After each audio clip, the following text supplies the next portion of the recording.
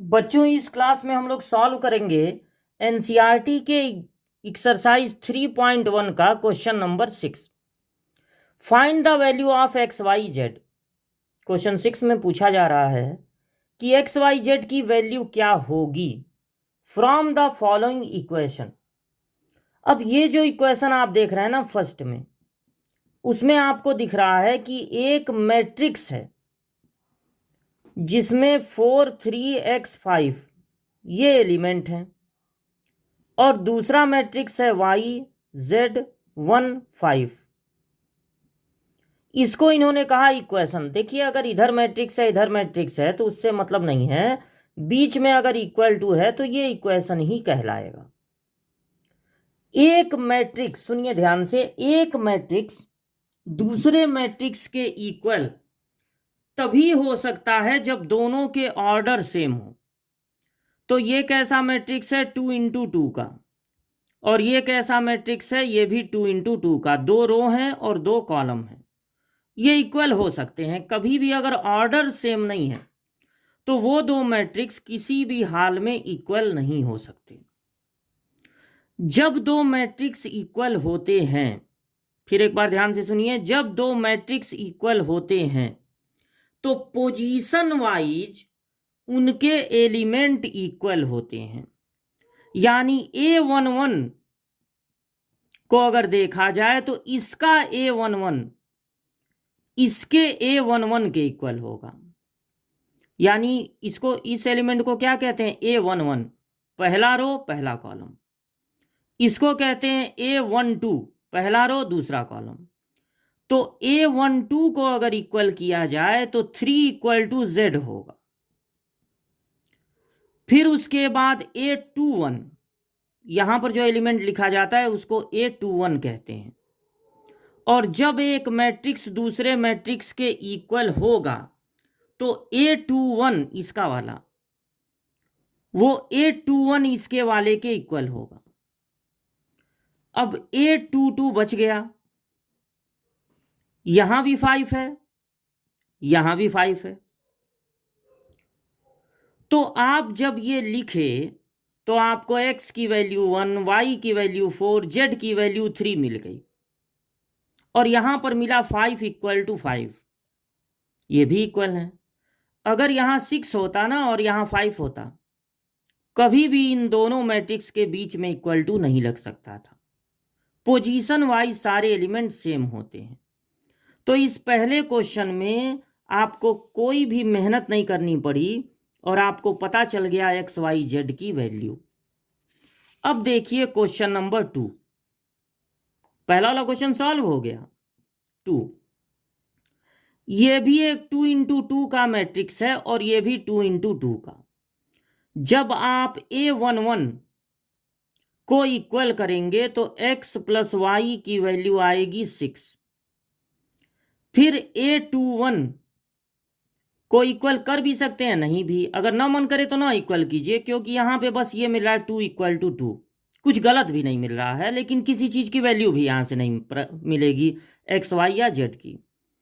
फिर आप अच्छा, ये A12 है, इसको A12 कहेंगे। A21 तो इसको कहेंगे, इसको 5 प्लस जेड किसके इक्वल होगा? 5 के। और फिर बच गया A22, इसका वाला A22 है एक्स वाई और इसका वाला A22 है 8।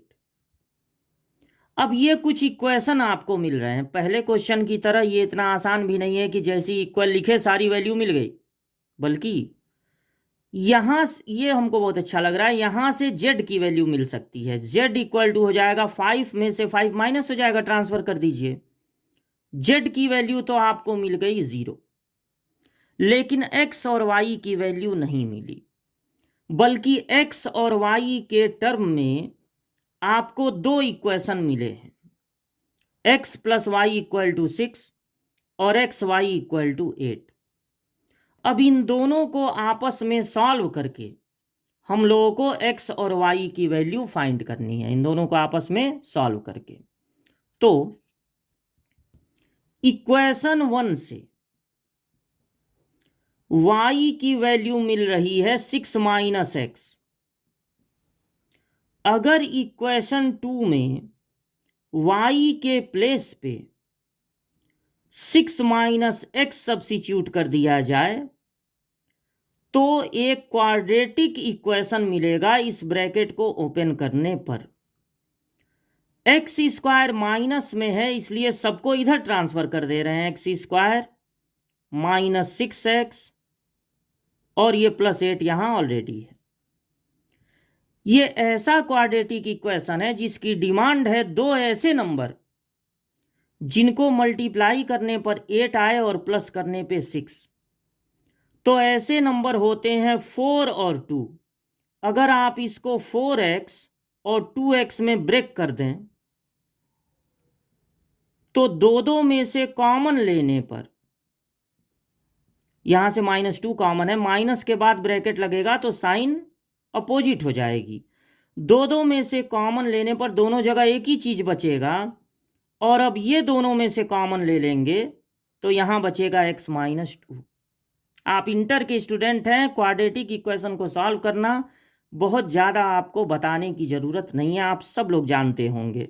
अब दो चीज़ों का प्रोडक्ट 0 है तो x-4 को एक बार 0 कर देंगे, एक बार x-2 को। यहां से x की वैल्यू मिलेगी 4 और यहां से x की वैल्यू मिलेगी 2। अगर x की वैल्यू 4 है तो y की वैल्यू 6 - 4 यानी 2 हो जाएगी, और अगर x की वैल्यू 2 है तो y की वैल्यू 6 - 2 यानी 4 हो जाएगी।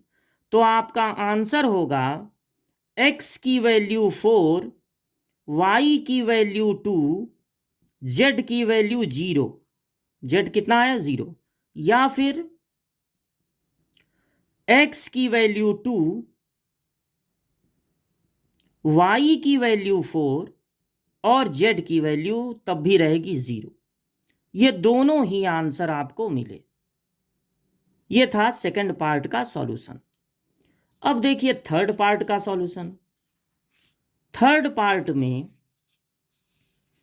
जो मैट्रिक्स दिया गया है लेफ्ट साइड में, उसमें कितने रो हैं? 3 और कितने कॉलम है? एक ही। यहां पे प्लस लग गया है ना, देखिए दोनों बीच में प्लस लग गया है, तो ये सब मिलकर एक एक एलिमेंट कहलाएंगे, सिंगल सिंगल एलिमेंट है। तो 3 रो है और एक ही कॉलम है। यहां भी 3 रो है और एक ही कॉलम है, क्योंकि अगर दोनों मैट्रिक्स का ऑर्डर नहीं सेम होगा तो फिर ये दोनों इक्वल नहीं हो सकते। यहां पे A11 को जब आप इक्वल करेंगे तो x + y + z = 9 हो जाएगा, और ये कौन सा एलिमेंट कहलाएगा? A21, second row first column. इसमें x + z है, ये किसके इक्वल हो जाएगा? 5 के। और फिर है A31, इसको कौन सा एलिमेंट कहेंगे? थर्ड रो फर्स्ट कॉलम, ये एक ही कॉलम है। तो यहां पर मिलेगा y + z = 7। अब ये 3 इक्वेशन आपको मिले जिनको आपस में सॉल्व करके आपको x, y, z की वैल्यू पता लगानी है। तो यहां पर देखिए x + y + z है और यहां पर x, z है। अगर आप फर्स्ट वाले इक्वेशन को ले लें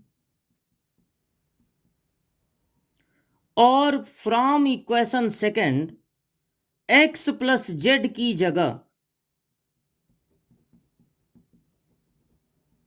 x + z की जगह आप 5 लिख दीजिए, x + z की जगह 5, तो यहां पर y बच जाएगा, और 5 को इधर ट्रांसफर करेंगे तो बचेगा 9 - 5 यानी 4। आपको y की वैल्यू मिल जाएगी। अब अगर इक्वेशन 2 में आप, अच्छा इक्वेशन 2 में तो y है ही नहीं, इक्वेशन 3 में y की जगह अगर रख दें 4, 3 में,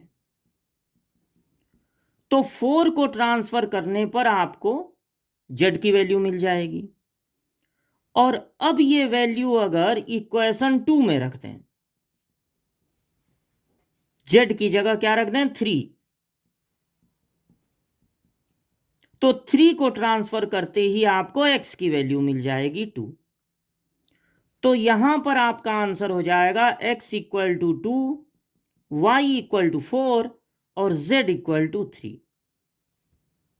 इस तरह से हम जो मैट्रिक्स वाले इक्वेशन हैं उनको सॉल्व करते हैं। ये फर्स्ट पार्ट का आंसर है, ये थोड़ा लंबा है सेकंड पार्ट का आंसर, और फिर उसके बाद ये थर्ड पार्ट का आंसर। ठीक है, ये था क्वेश्चन नंबर 6 का सॉल्यूशन।